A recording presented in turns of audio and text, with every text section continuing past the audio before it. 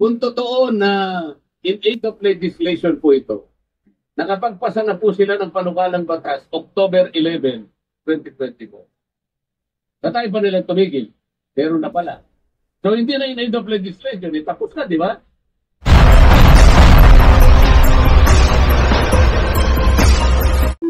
Gagawin nila. Pero sa tingin ko dahil may mga legal advisors naman po nila. Pinakamaganda siguro, a petition should be filed in the courts of law para po malaman na natin kung tama po itong nangyayari. Sa akin palagay po kasi hindi na po tama. Yung processes and procedures so far taken by the House of Representatives are highly irregular. Meron namang meron namang hearing sa Monday. I think I will attend. Kahit na masama ang loob ko sapagkat ayaw po nakikipag-away sana eh. Nakita nyo naman, noong una akong matendo, nagre-raise lang ako ng mga issues about procedures. Sabi ng chairman, hindi na raw ako member. As member, hindi na raw ako pwedeng mag-raise ng procedural issues. Saan ka naman nakakita ng ganun? I am still, and the last time I checked, I am still an elected member of the House of Representatives. At dahil nga, member ako ng House of Representatives, kahit anong komite yun, kaya sabihin nila hindi ako member, pwede ako magsalita at mag-participate. Kung pipigilan nila ako, di pa ba nyo naiintindihan kung anong klaseng procedure, kung anong klaseng tuntunin na meron kami?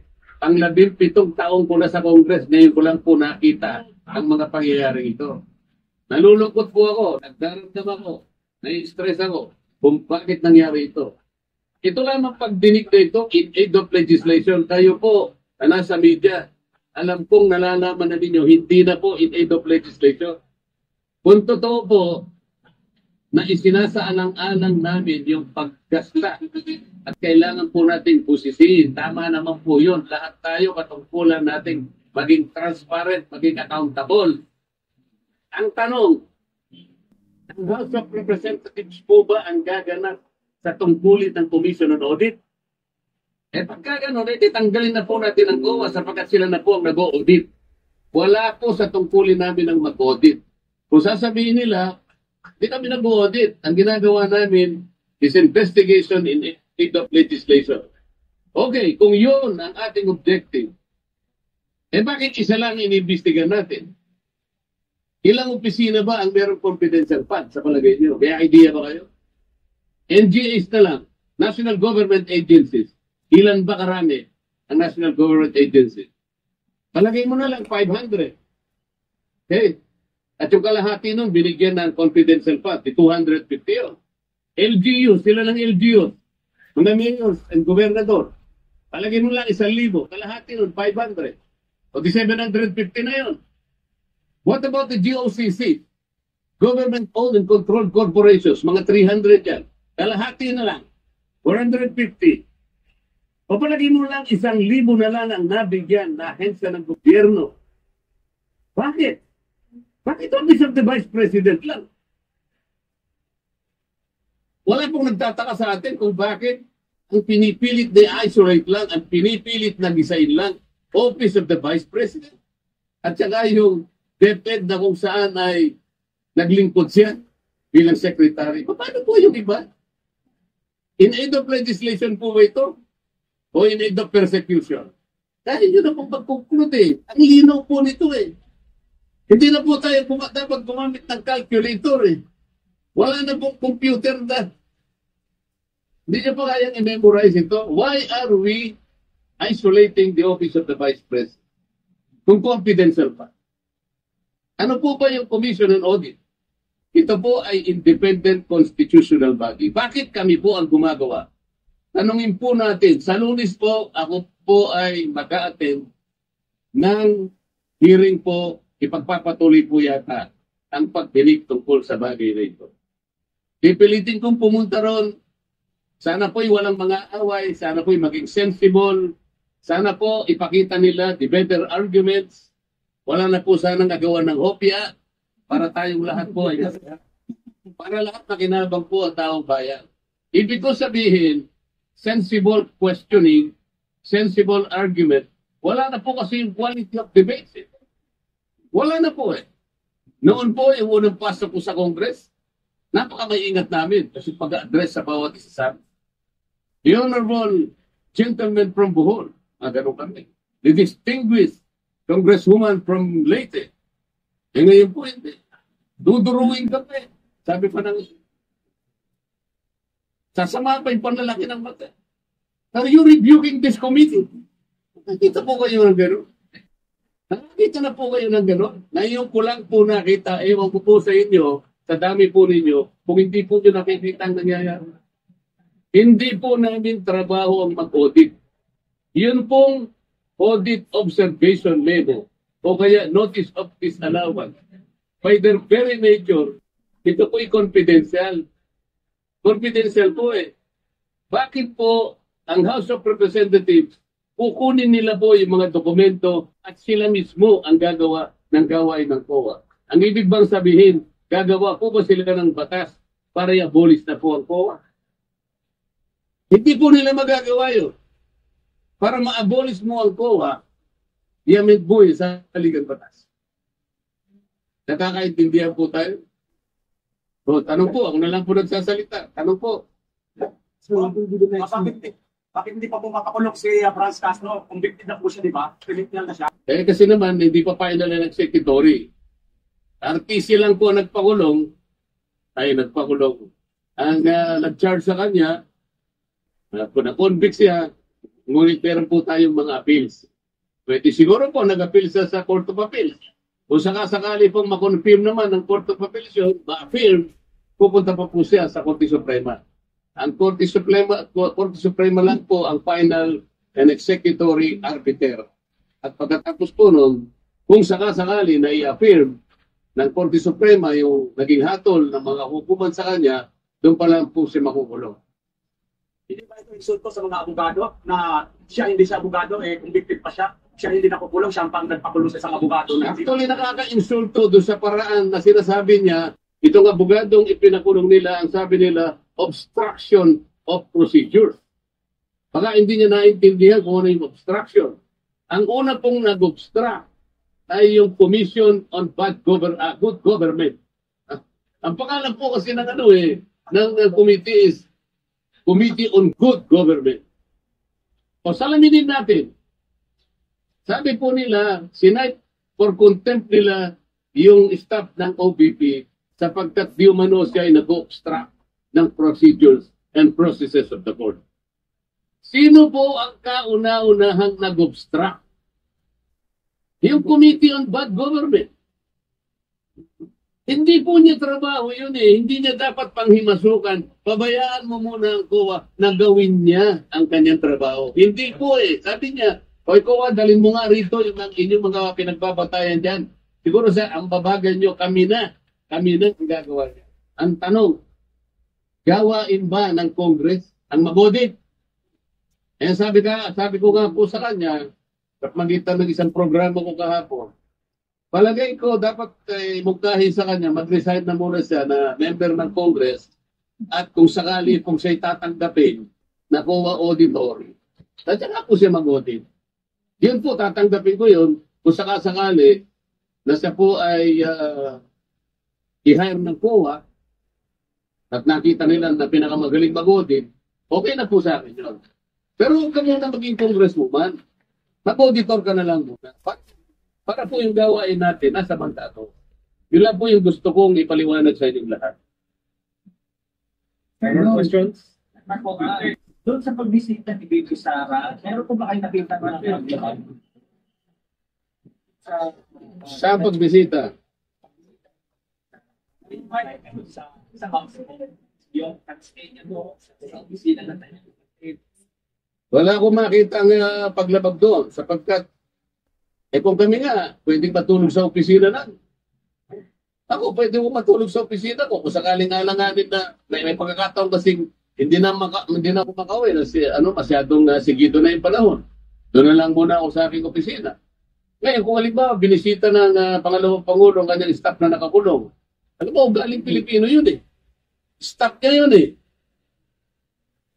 Kung ako parang sumakit na yung loob ko sa nangyari sapagkat Itong abogado, sinasabi niya lang, nakita ko po kasi yung ibang bahagi ng proceeding. Parang ang pinagtuunan nila ng pansin, yung pagsulat niya sa COA, kasi sinasabi niya, dapat kayong magpakadalos-dalos, wag muna ninyo silang bigyan ng dokumento sapagkat hindi pa conclusive yung audit observation memo. Totoo naman yun eh. Hindi po conclusive yun. Appealable, hindi final yun. Contestable po lahat yun. Ngayon, ginagawa lang ang tungkulin niya bilang isang abogado. Yun ang pagkakaintindi niya. Maski ako gagawin ko yun eh. Bakit niyo bibigyan sila ng dokumento para sila umako sa gagawin namin? Ginagawa pa lang namin ang tungkulin namin. Halimbawa po sa isang nagluluto. Nagluluto pa lang po ako eh. May nakialam na po, sabi niya gano'n. Ibigay mo nga sa akin yung sandok na yan. Teka muna po eh, paano? Ibigay mo nga sa akin yung ganito. Hindi po eh, kami ang tagaluto rito eh. Ba't po kayo nakikialam eh? Kami po nasa kusina, kami po ang tagaluto rito. Bakit po kayo nakikialam? Ngayon, sinabi ng abogada, hindi pa po luto yan eh. Niluluto pa lang namin, tsaka na lang po tikman. Pag naluto na, tsaka na lang po kayo gumawa ng paraan, i-criticize nyo po kami, yung pagkakaluto po eh, hindi tama ang pagkakaluto eh. Hindi po eh. Niluluto pa lang natin. Yung mga sahog yung nilalagay pa lang natin, yung mga sangkap, inaayos pa lang natin. Bigla po kayong papasok at manghihimasok, hindi ka mabuting kusinero, ako mas magalit sa hindi po. Hindi po gawain ulit-ulit, sinasabi ko sa inyo. Kung ang pinag-uusapan yung aid of legislation, nasaan po ang legislation na kanilang ginagawa? Permanent ba kayo impeachment si Dito Sara? O naririnig ko lang, pero alam ko papunta sila ron. Yan pa ang isang kabalintunaan. Yan pa yung isang hindi ko maintindihan. Naghahanap sila, nagdimila ng ebidensya, kaya nga nila pinagpapatumito. Pero ang tinatanong ko, kung talagang legitimate po ang kanilang ginagawa, kung talagang totohanan, kung talagang para sa bayan, maging accountable tayo sa sa dinami-dami po ng mga ahensya na pinagkalooban ng confidential fund, bakit po nag-iisa lang? Bakit po paikot-ikot kayo sa nag-iisang ahensya? Wala na po ba kayong pakialam doon sa iba? Anong klaseng gawain? Paano tayo makakagawa ng isang matibay, ng isang katanggap-tanggap na investigasyon? Kung sa dinami-dami ng mga ahensya nabigyan ng ganong klaseng pondo, isa lang ang tutugisin. Kaya nila ginagawa to para sa Isa sa paraan, mga sakaling makakuha, hindi po ganun nga eh. Baligtad po ang nangyari eh. Hindi po kayo ang gagawa niyan. COA po ang magpapatunay kung ang pagkakakasta po ay hindi tama o tama. Kayo po ay walang mandato na ganyan. Yun po yung pinipilit ko sa ang problema. Pag ako po ay nagsasalita ng ito, ina-advise ko po sila, wala naman silang makita o magamit na ibang argumento para sa salain na sinasabi ko that they should provide a better argument. Sabihin nila kung nagkakamali ako, wala naman silang masabi, aagawin nila ng hopya. Yan lang naman eh. Hindi nagugulo ang if ever.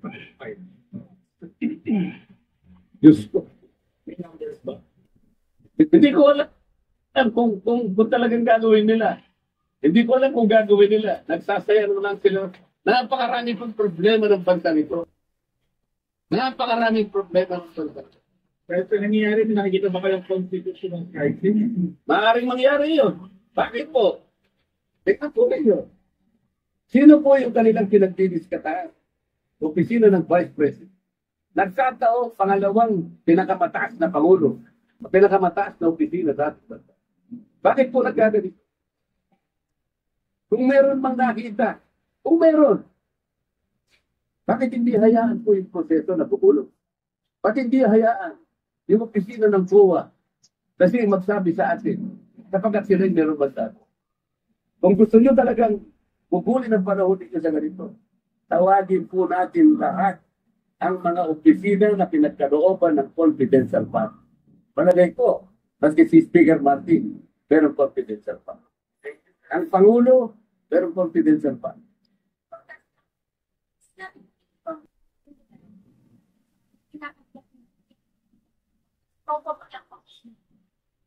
Malapit na ako mapahiya. Nahihiya na nga rin ako eh. Siguro nakahalata ninyo. Nakakahiya talaga. Hindi ito yung House of Representatives na pinusukan ko noong 2004. Hindi po ganito. Malapit na po akong mag-graduate next year. Ngayon ko pa makikita ang lahat na hindi dapat gawin ng isang institution kagaya ng House of Representatives. Ang House of Representatives po ay isang parliamentary institution. Dito po ginagawa ang lahat ng pagdidebate. Lilitaw po dito yung makatwirang pangangatwiran kung anong argumento ang mabisa. Hindi nila dapat sansalain, hindi nila dapat pigilin ang magsasalita sapagkat pare-pareho ang members ng Congress. Sir, yung aid of legislation na nila, meron na po bang bill na nabasa kayo, meron na ba silang nabasa? Yung meron silang naipasang bill sa extrajudicial killing. Pag-uusapan ba natin yun? Basahin po ninyo, nakakatuwa, nakakahiya. Sapagkat akala niya, kailangan po malaman ninyo, kung totoo na in aid of legislation po ito, nakapagpasa na po sila ng panukalang batas, October 11, 2024. Tatay pa nilang tumigil, pero na pala. So hindi na in aid of legislation, tapos na, di ba? Ang hinahanap nila yung makagawa ng batas tungkol sa EJK. Nagawa na eh. Na-file na October 11, 2024. So tayo mo tumigil. Meron ka pa gusto gawin siguro. Di ba? Kung ano po masasabi niyo sa sinabi ko yung Vice President sa Duterte na ang gobyerno na ito ay walang pagtutulungan. It is nothing. Binanggit ko sa Wala akong magagawa kung yan ang sentimento ng Vice President. Nasa kanya yon. At lahat naman ng tao ay pwedeng magpahayag ng kanyang opinion. Hindi ko kayang agawin sa kanya yung opinion na yun. Lahat po tayo merong sarili-sariling opinion. May karapatan tayo na magsabi kung anong nararamdaman ng bawat isang Pilipino sa kanyang pamahalaan. Okay.